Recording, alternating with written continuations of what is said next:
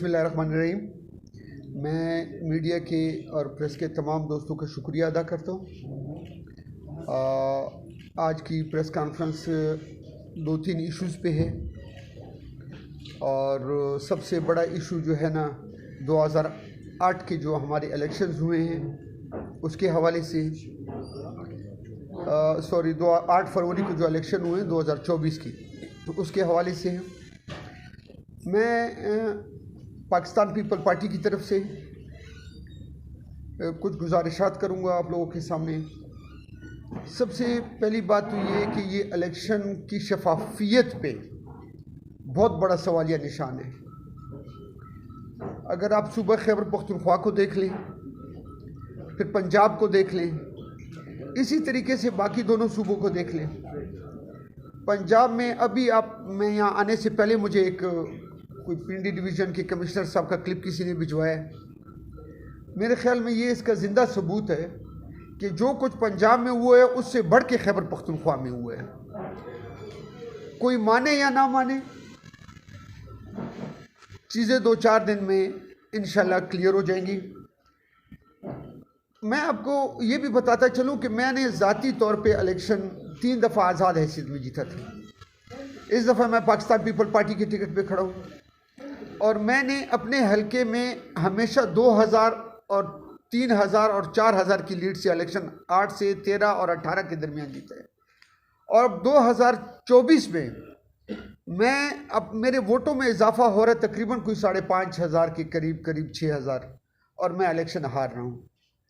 और मेरा मुखालिफ इलेक्शन रीपोलिंग से 4 दिन पहले प्रेस कॉन्फ्रेंस करता है, आप लोगों की मीडिया के सामने फॉर्म 45 दिखाता है कि इसमें धांधली हुई है, और जीतने वाला भी शोर कर रहा है कि धांधली हुई है, हारने वाला भी बोल रहा है धांधली हुई है।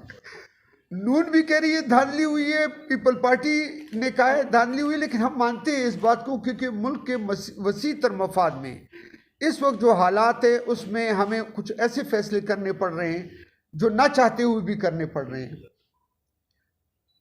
मैं इसी तरीके से मौलाना साहब भी कह रहे हैं धांधली हुई है, लेकिन मौलाना साहब के साथ जिन्होंने धांधली की है तो आ जाएं, मौलाना साहब को भी दावत देते हैं कि खैबर पख्तूनख्वा से ही आप एहतजाज शुरू करें, हम आपके साथ हैं। लेकिन वो भी ऐसा नहीं करना चाह रहे हैं, पता नहीं उनके क्या अज़ाइम है। कल परसों उन्होंने एक इंटरव्यू दिए, एक नया पेंडोरा बक्स उसमें खोल दिए। मैं उनसे ये भी पूछना चाहूँगा कि जब धरना दिया था तो धरना ख़त्म किसके कहने पे किया था? अदम एतमाद तो आपने बता दिए कि किसके कहने पे आप लेके आए थे और क्यों लेके आए थे। अब खैबर पख्तूनख्वा के हवाले से आते हैं। जिस पार्टी को 91 सीट्स दी गई हैं, तो 91 की क्या ज़रूरत थी, इलेक्शन की क्या ज़रूरत थी? बोल देते हम खड़े ही नहीं होते इलेक्शन में। 91 सीटें आपने दे दी हैं, कौमी 44 सीटें दी हैं, 2 सीटों की क्या ज़रूरत बाकी बची है सूबे में? बता देते हम इलेक्शन में खड़े नहीं होते। आपने जिसको भी इलेक्शन देना था उसको दे देते, हमें फ़ोन कर देते कि भाई आप लोग बैठ जाओ और इलेक्शन की ज़रूरत नहीं है, एक तरफा फैसला है, हम मान लेते। इतने खर्चे की क्या ज़रूरत थी? इतने सारी गवर्नमेंट मशीनरी को 2 महीने तक इस्तेमाल किया गया है, हमारे अखराजात इलेक्शंस की हुए हैं, ये सारी चीज़ों को आप देख लें। आया ये ठीक हुआ है? और ये जो लोग कह रहे हैं कि आरोस के जो उसके ऊपर सवालिया निशान उठ रहा है, मैं आपकी मीडिया के दोस्तों से ये पता करता हूँ कि आया ये ठीक है या गलत है। हम तो इलेक्शन कर रहे थे, हमें तो पता नहीं चल रहा था कि अंदर क्या हो रहा है, लेकिन आप लोग तो ऑब्जर्वर्स थे, आप लोग तो हर पोलिंग स्टेशन पे जा रहे थे, तमाम सूबे में आप लोगों के नुमाइंदे थे, तमाम चैनल्स थे। अब मेरे ख्याल में अगर इस चीज़ को आप लोग क्लियर कर दें तो वो सबसे ज़्यादा बेहतर होगा। हमने तो पार्टी की CAC मीटिंग में भी इस पर तहफ़्फ़ुज़ात का इजहार किया है और पार्टी ने कहा है कि इंशाल्लाह जल्दी इस पर वाइट पेपर भी शाया करते हैं और आइंदा का लाइल-अमल भी देते हैं कि एहतजाज करना है या नहीं करना है, कैसे करना है, वो पार्टी की लीडरशिप इस पर फैसला करेगी। तमाम पार्टियाँ, ऐसे लग रहा है खैबर पख्तूनख्वा में कि किसी पार्टी का कोई वजूद ही नहीं है, और कुछ पार्टियों ने तो अपना नजरिया ही दफन कर दिए। पहले किन अलकाबात से नवाजा जा रहा था? अब अगर मैं सिर्फ एक ही लफ्ज़ कर दूं कि अर्क के गुलाब हो गए हैं। पहले जलसों में एक लफ्ज़ अदा किया जाता था, बोलना नहीं चाहता हूँ, बुरी बात है, लेकिन अब उस लफ्ज़ को जो है वो अर्क के गुलाब में तब्दील कर दिया गया है। मेरे ख्याल में हमारी सूबे की अपनी रवायात हैं, इन रवायात को देखते हुए होना ये चाहिए था कि इस इलेक्शन को कराने की कोई ज़रूरत नहीं थी, इतने अखराजात की कोई ज़रूरत नहीं थी। ये बाकी और ये इस दफ़ा खैबर पख्तूनख्वा की पहली असेंबली होगी मुल्क की तारीख में जिसमें अपोजिशन रिक्विजिशन भी नहीं कर सकेगी इजलास को। तादाद मेरे ख्याल में 14, 15 या 16 है, इससे तो कुछ भी नहीं होता।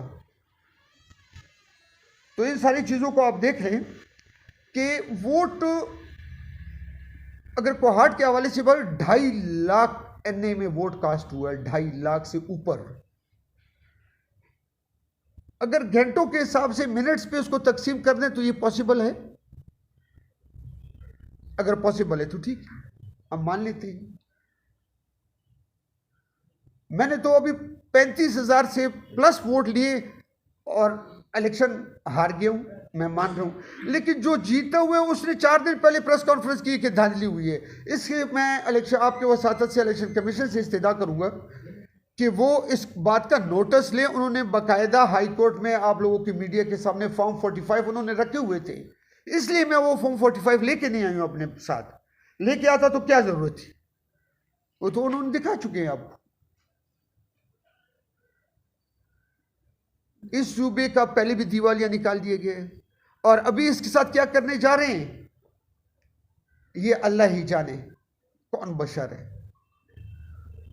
लेकिन मेरे ख्याल में इस सूबे को रेसलिंग रिंग बना दिया गया है, तजर्बागाह बना दिया गया है। और ये कब तक चलेगा ये सिलसिला? बदअमनी यहाँ ज़्यादा, लॉ एंड ऑर्डर यहाँ ज़्यादा, दहशतगर्दी यहाँ ज़्यादा, इलेक्शन भी यहाँ माशाल्लाह सबसे बेहतर हुए और जिनको 91 सीटें मिली है वो भी सुने आज है, पता नहीं कल उन्होंने भी कॉल दी है हड़ताल की। तो अब ये समझ नहीं आ रहा है कि वो ठीक है, हम ठीक हैं, या ये 5-6 पार्टियां ठीक है, या वो एक पार्टी ठीक है। इन गुजारिशात के साथ मैंने कहा आप लोगों के नोटिस में ये सारी बातें ले आऊं कि आप लोग इसका फैसला करें कि 2.5 लाख वोट इतने टाइम में कास्ट हो सकते हैं कि नहीं हो सकते हैं। कोहाट के हवाले से बात कर रहा हूं।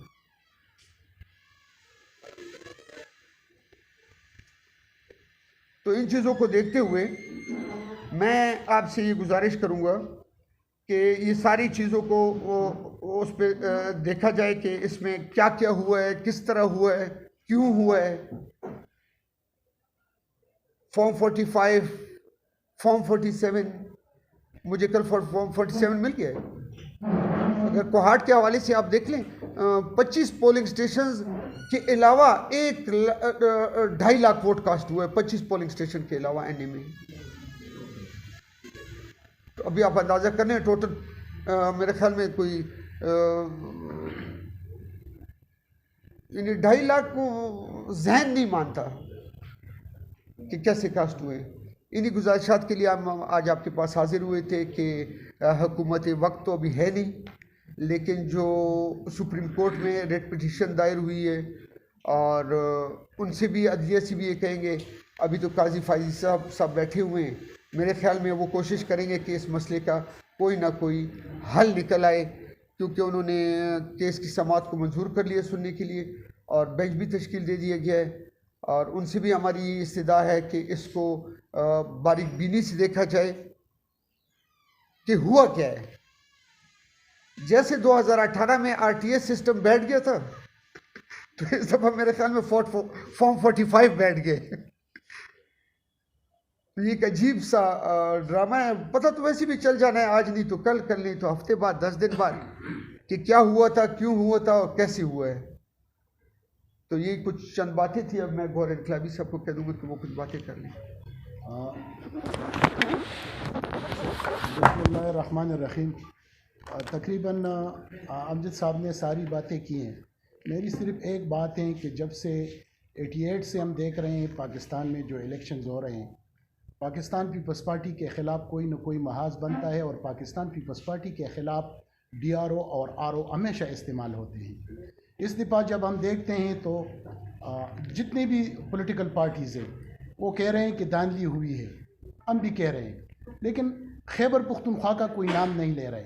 3 जगह इस वक्त लोग बता रहे हैं कि 3 जगहों पर धांधली हुई है, एक पंजाब में, एक कराची में और खैबर पुख्तनख्वा में। तो हम मुतालबा करते हैं कि अगर हमारे जो दोस्त यहाँ पर जीते हैं वो भी ये मुतालबा कर दे और मौलाना साहब भी ये मुतालबा कर दे कि खैबर पुख्तनख्वा के जितने भी हलके हैं उनके जो रिज़ल्ट है वो खोल दे, सामने रख दें, क्योंकि इस दफ़ा 45 पाम की कोई हैसियत नहीं थी, सारा कुछ 47 में हुआ है। अगर किसी ने 38,000 वोट लिए हैं तो उसके साथ 1 लगा के 1,38,000 बना दिया गया है। इस तरह के वाक़यात हुए हैं।